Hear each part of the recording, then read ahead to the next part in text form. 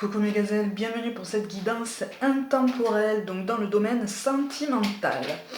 J'ai essayé de faire un tirage un petit peu différent pour vous amener comme une mini guidance générale. Ça reste une guidance générale du coup, donc prenez vraiment comme d'habitude ce qui vous interpelle, ce qui vous fait réfléchir.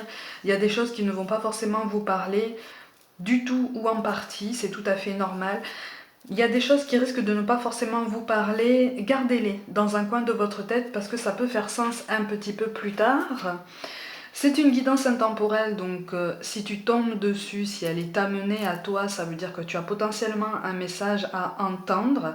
On va essayer de voir les messages que tes guides peuvent te transmettre à travers ce tirage et puis à travers mes différents oracles et tarots. Comme ça, on va essayer d'avoir un panorama, une vue d'ensemble au niveau de ton parcours sentimental et de la question qui te taraude présentement, donc vraiment à l'instant T.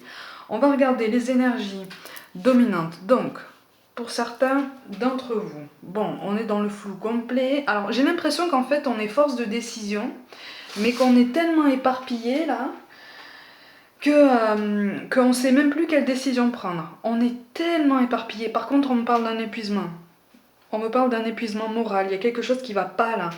Il y a quelque chose qui est déséquilibré dans les énergies investies. Il y a quelque chose qui est... il y a beaucoup d'attentes. De toute façon, quand je brassais les cartes là, en tout début de tirage, pour préparer quelque chose pour vous, j'ai le mot attente qui a presque clignoté, vous voyez, devant les yeux. Il y a quelque chose... On met beaucoup d'attentes en quelqu'un, ou on met beaucoup d'attentes en toi, ce qui te met beaucoup de pression d'ailleurs. Ou c'est la personne en face de toi qui ressent beaucoup de pression, pas forcément justifiée d'un point de vue extérieur, d'après toi, mais soit on te met, soit tu mets la pression sans forcément le vouloir, et du coup on ne sait plus. On ne sait plus quelle décision prendre, on ne sait plus. Alors pour certains, on a des soupçons quand même, Pour certains, on a des soupçons de la présence de quelqu'un d'autre. Du coup, on ne sait plus trop comment agir, on sait plus trop. On est devant un flou complet qui ne l'était pas il y a déjà peu de temps. On va regarder ce qu'il en est. Ouais, il y a quelque chose. Oh là là, oui, il y a quelque chose qui devient blocage. Là, il y a un changement qu'on aurait dû initier là depuis longtemps, j'ai l'impression. Un changement de vie, un changement d'habitude, un changement de compagnie même. Pour certains, il est aussi question d'un changement de zone géographique. Et du coup, tout est remis en question là. Au niveau amoureux, tout est remis en question. Du coup, on se pose énormément, encore plus de questions en fait. Il y a encore plus de points d'interrogation. Mais il y a des choses qui étaient parfaitement claires qui sont devenues zones d'ombre parce qu'il y a eu un revirement d'avis. L'un de vous a changé d'avis. L'un de vous a finalement fait volte-face et c'est ça qui est particulièrement perturbant. Il y a des choses, pour moi là tu sais pas tout. Pour moi là tu n'es pas au courant de toute la situation. Il y a quelque chose qu'on te cache ou tu caches quelque chose. Et encore une fois ça n'est pas un jugement. Mais il y a... Et je te sens particulièrement renfermé dans tes angoisses aussi. Il y a quelque chose qui est plus de l'ordre de l'impossibilité de communiquer sur ça, l'impossibilité de mettre en place un dialogue. Il y a quelque chose qui est très difficile là. Il y a quelque chose qui est très difficile. Je te montre quand même les cartes de synthèse, donc ce vers quoi tu vas potentiellement. Ce vers quoi tu vas potentiellement. Bon, pour moi, il est question effectivement de quelque chose qui est de l'ordre de l'addictif. Hein. Et on te dit attention, attention, parce que si tu n'es pas encore en train de subir un genre de lenteur, ça arrive. Cette lenteur, ça arrive. Cette mise en place de repères qui ne vient pas, cet engagement qui ne vient pas, qui tarde en tout cas, et qui te pousse justement à réfléchir sur ta situation, c'est là, ça arrive. Par contre, on te dit attention, ne te cristallise pas dans l'attente.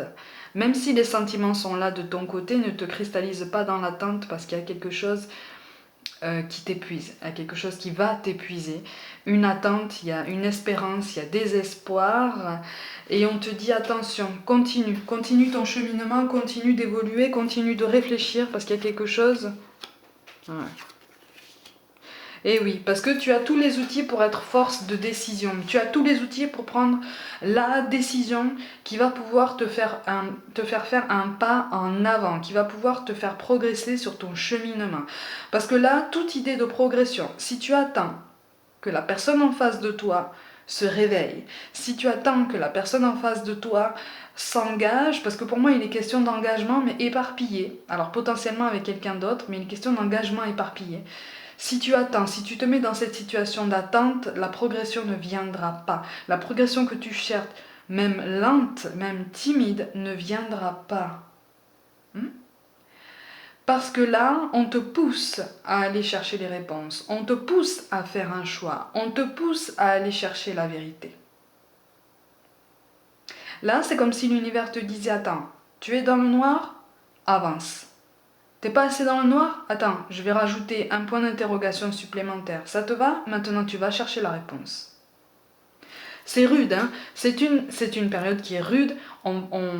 Les énergies sont particulièrement remuantes, elles sont particulièrement fortes. Hein? C'est tout à fait normal d'être perturbé, c'est tout à fait normal de se poser énormément de questions. Mais là, effectivement, on te dit que pour ta progression, pour ton élévation, parce que tu peux aller vers ton progrès, il peut y avoir un arrangement avec cette personne. Mais il va falloir que tu prennes davantage de recul. Et pour prendre davantage de recul, il faut que tu te dises, attends, pourquoi est-ce que je me mets dans l'attente? Est-ce que j'ai pas attendu pendant assez longtemps comme ça un changement, un progrès, un avancement, un engagement qui ne vient pas ou qui est censé venir, qui commence à venir et qui finalement fait 3 pas en arrière parce que il y a toujours une excuse? Pourquoi est-ce que moi j'attends? Pourquoi est-ce que je me mets dans l'attente? Qu'est-ce que j'évite dans ma vie pour ça? Qu'est-ce que j'évite de regarder en face dans mon domaine, dans mon parcours amoureux pour me mettre dans cette attente comme ça? Qu'est-ce qui justifie que j'attende aussi longtemps? Est-ce que cette attente m'apporte du bonheur en fait? Est-ce que tous les efforts que je fournis m'apportent le bien-être que je recherche? Ça, c'est une prise de recul. Ça, c'est une réflexion qu'on te pousse à mener. C'est une réflexion pour certains que tu n'as pas l'habitude forcément de mener plus en profondeur que ça, mais là il est question d'une énergie extrêmement bouillonnante, hein, extrêmement, j'allais dire concurrentielle. Et là j'ai vraiment l'impression qu'il y a une tierce. J'ai vraiment l'impression qu'il y a une tierce et que les gens, les langues autour de toi sont particulièrement déliées et ça renforce ce blocage de changement en fait, ça renforce ce blocage en face de toi. Pour moi là, on a quelqu'un qui est en attente d'un changement, mais depuis longtemps, hein, et qui attend, et à qui on dit, et à qui les guides disent, attention, arrête d'être dans cette attente. Il y a des blocages, mais alors pour ton élévation, évite d'écouter les commérages, évite d'aller chercher ces commérages, évite d'aller chercher des informations par des intermédiaires. Continue ton cheminement, évolue. Ça fait mal, c'est normal. C'est normal. Si ça fait mal, c'est que ça pointe quelque chose en toi qui doit être guéri, qui doit être regardé en face pour pouvoir évoluer. Les messages sont rudes, je te l'accorde, mais on n'a pas la carte du combat pour rien. Pour moi, si tu arrives à avoir une discussion avec la personne, avec ton autre, ça risque d'être assez remuant. Hein. Mais on te dit de rester. On a encore une fois la carte de l'élévation. On a 2 fois la carte de l'élévation qui tombe. Hein. Donc il peut y avoir un progrès. Il peut y avoir un progrès, mais il faut que tu tiennes tête. C'est ça le changement dont il est question aussi. Hein. Le changement que tu veux voir venir, il faut que tu l'inities aussi, toi, par ton énergie, par ton initiative. Tu vois? On a quand même le 9 d'épée. Oui, donc on est sur une fin de cycle, hein, de toute façon. Hein. On est sur une fin de cycle, mais attention, avec le cavalier de coupe qui tombe à l'envers. Attention à ne pas retomber dans des schémas du passé. C'est pour ça que je te parle d'affirmation. Et pour s'affirmer, il faut prendre du recul. Il faut vraiment te poser les bonnes questions. Est-ce que cette attente m'apporte du bonheur? On a l'as de coupe qui tombe, mais qui tombe à l'envers. Attention aux désillusions. Attention aux promesses un peu sucrées. Attention aux discours un petit peu trop bien préparés, un petit peu trop beaux pour être vrais. Les discours c'est bien, mais là on te dit attention, il faut des actes aussi, tu vois. Il faut pas oublier ça. Il faut pas oublier ça. De toute façon, on a la roue avec toujours cette idée de changement. Hein.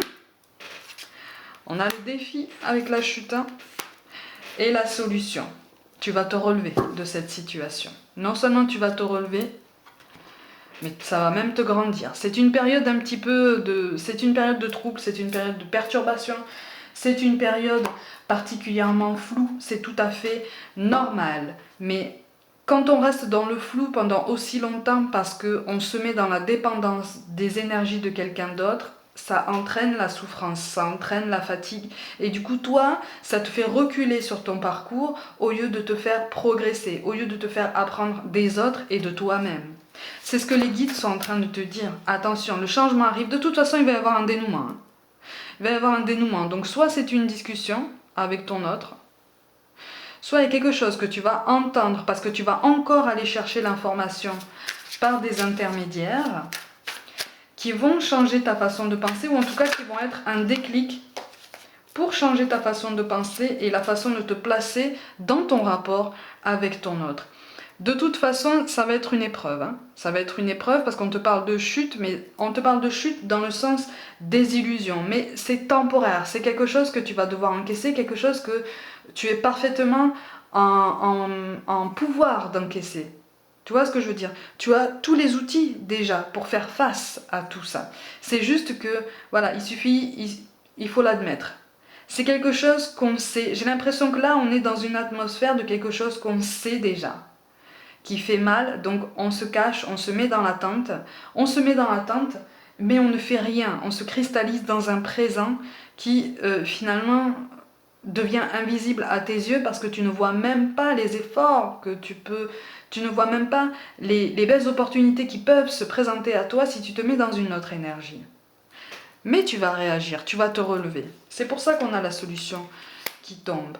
Au niveau des efforts qui ont déjà été faits, effectivement, il y a déjà eu un déséquilibre, hein, il y a déjà eu une grande fatigue d'exprimer par le passé.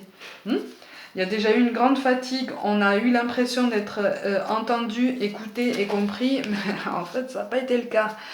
Ça n'a pas été le cas, on a eu l'illusion d'un nouveau départ, on a eu l'illusion d'une nouvelle complicité, de quelque chose de l'ordre d'un renouveau, hein, de l'idée de bâtir à nouveau sur quelque chose de plus solide, quelque chose de plus sain, mais en fait on a eu la fuite. On a eu quelque chose d'extrêmement décevant. On a voulu aller vite et finalement l'un des deux, l'un de vous a eu l'impression d'aller trop vite. Et donc du coup il y a eu une fuite. C'est ça. On te dit attention, là tu es force de choix, tu es force de décision. Maintenant c'est ton choix, c'est ta décision, c'est ta vie. C'est ça qu'on est en train de te dire. Relève-toi. Tu es dans une période de grande fatigue, tu es dans une période de grande attente, le dénouement arrive. Le dénouement arrive, le changement arrive. Mais il faut te préparer à regarder certaines choses en face. C'est ça qu'on est en train de t'expliquer.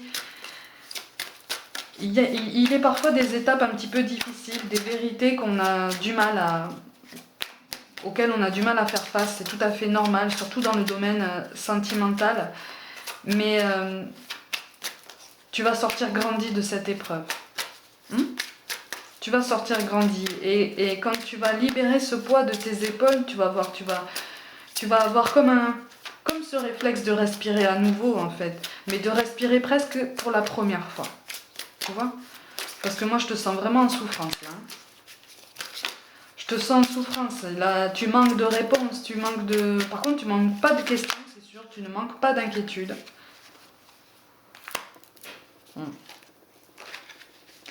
Tu es légitime d'aimer, d'être aimé.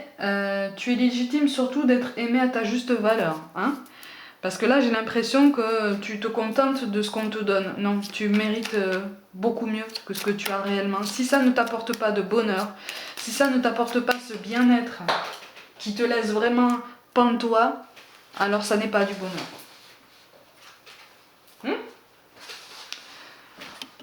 On te parle de créativité aussi. Tu as les outils nécessaires pour pouvoir t'en sortir. Tu as les outils nécessaires pour pouvoir te relever. Alors là, je regarde avec tous mes tarots, tous mes oracles, si on peut avoir des pistes de... C'est ça. Et au niveau du bien-être, la lumière naît de l'obscurité.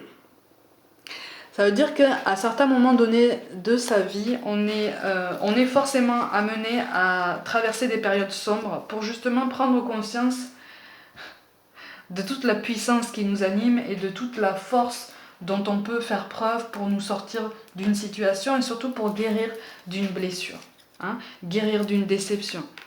Ça fait mal, certes, mais ça fait mal juste pendant un temps. Pourquoi est-ce que ça fait mal aussi? Tu vois, c'est ça qu'on est en train de te dire. Avec les perdus, on te dit attention, ne perds pas espoir en l'avenir. Ne perds pas espoir en l'avenir. De belles choses. Je ne sais pas si vous voyez, elle a des fleurs dans le corsage. De belles choses se préparent pour toi dans le domaine sentimental. De belles choses se préparent. Seulement, tu es tellement focalisé. Tu es tellement focalisé sur ce qui se passe actuellement et depuis un moment, et donc sur ce manque de contact ou sur cette communication qui est mise à mal, que tu ne vois pas ce qui se passe autour de toi. Au niveau du chakra du cœur, bon, on te parle d'âme sœur et de flamme jumelle. Si tu es sur un parcours flamme jumelle, attention. Tu sais que ça n'est pas un parcours de tout repos et que souvent c'est un parcours qui est ponctué de coupures plus ou moins longues, plus ou moins brutales, qui sont censés vous faire comprendre à tous les deux certaines choses que vous ne comprendriez pas au contact de l'un et l'autre. Tu vois? Donc on te demande vraiment de prendre du recul. De prendre du recul. Ta vie sentimentale ne te définit pas. Il faut être bien sûr d'être dans un parcours de flamme jumelle aussi, j'entends. Pour ceux qui ressentent cette idée, il faut être vraiment sûr. Un parcours de flamme jumelle n'est pas dénué de respect.